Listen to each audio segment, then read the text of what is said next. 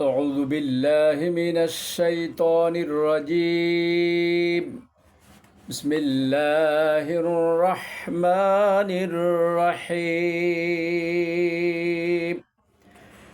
رب اجعلني مقيم الصلاة ومن ذريتي ربنا وتقبل دعاء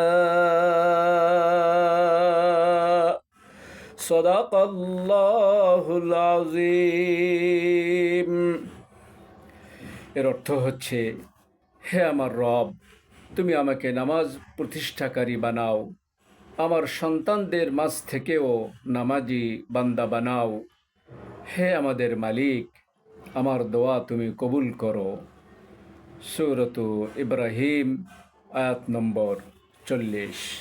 প্রাণপ্রিয় মুসলিম ভাই ও বোনেরা, নিজের এবং সন্তানের কল্যাণ প্রসঙ্গে পবিত্র কুরআনে উল্লিখিত এ দোয়াটি যে কোনো মোনাজাতে আমরা করতে পারি।